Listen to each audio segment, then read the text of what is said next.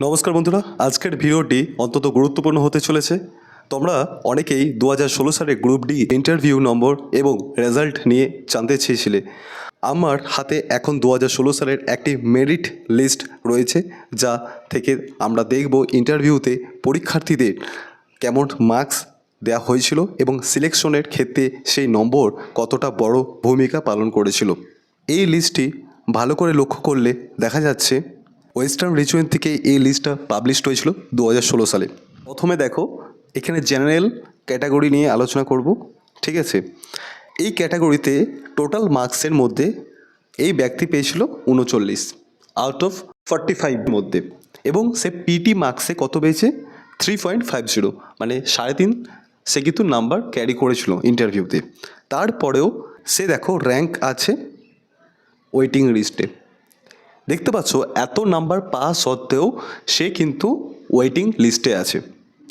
তারপরে দেখো একই সেম ক্যাটাগরি, সেও নাম্বার পেয়েছিল 39 পরীক্ষায় এবং পিটি মার্কসে 3.5 পেয়েছিল, তারপরেও কিন্তু সে ওয়েটিং লিস্টে আছে।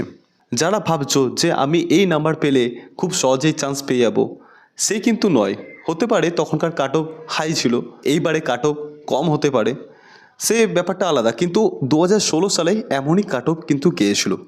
এই ব্যক্তিরা নিজের মেহনত করে এই নাম্বার ক্যারি করা সত্ত্বেও এরা কিন্তু চাকরি সেই সময় পায়নি, কারণ এই প্যানেলটাকে বদলে দিয়েছিল। কারণ এদের যে নাম ছিল সেই নামটাকে বদলে অন্য কারোর নাম এখানে এন্ট্রি করে দিয়েছিল, সেই সূত্রে এই প্যানেলটাকে বাতিল হয়ে যায় পরবর্তীকালে। সে ব্যাপার আমি যাচ্ছি না, চলো নেক্সট ক্যাটাগরি নিয়ে আলোচনা করব। ওবিসি বি ক্যাটাগরিতে, ঠিক আছে।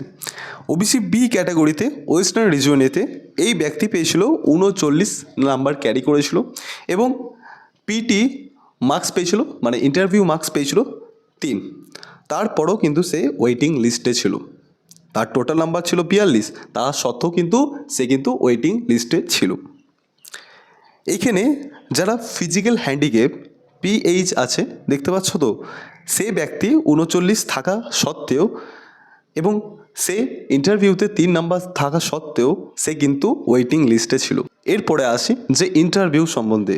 দেখতে পাচ্ছ ইন্টারভিউতে 1 পেয়েছে এই ব্যক্তি। তাহলে ভাবো তোমাদেরকে ইন্টারভিউ ব্যাপারটাকে ভালো করে জানতে হবে এবং শিখতে হবে, বাড়িতে প্র্যাকটিস করতে হবে অনবরত, তাহলে তোমরা কিন্তু নাম্বারটা ক্যারি করতে পারবে।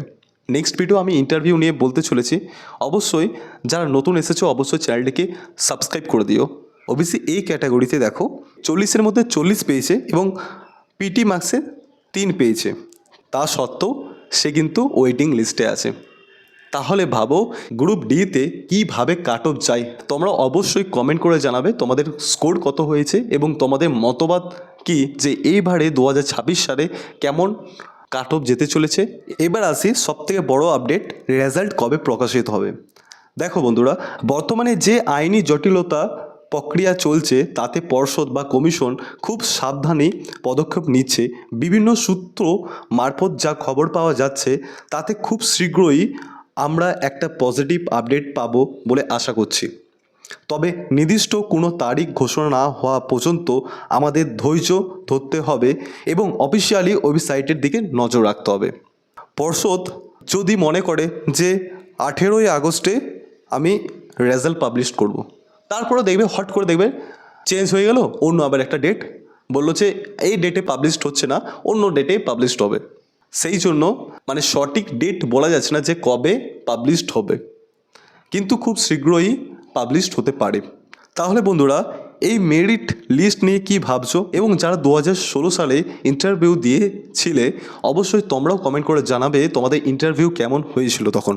তাহলে যারা নতুন ইন্টারভিউ দিতে চলেছে তারা তোমাদের কাছ থেকে কিছু অভিজ্ঞতা অর্জন করতে পারবে। অবশ্যই তোমরা কিন্তু কমেন্ট করে জানাবে যারা 2016 সালে ইন্টারভিউ দিয়েছিলে। দেখা হচ্ছে নতুন ভিডিওতে। ভিডিওটা তোমাদের যদি ভালো লেগে থাকে অবশ্যই সাবস্ক্রাইব করে দিও এবং লাইক শেয়ার করতে ভুলো না এবং তোমাদের বন্ধুদের কাছে শেয়ার করে দিও। দেখা হচ্ছে এক নতুন ভিডিওতে। জয় হিন্দ, জয় ভারত।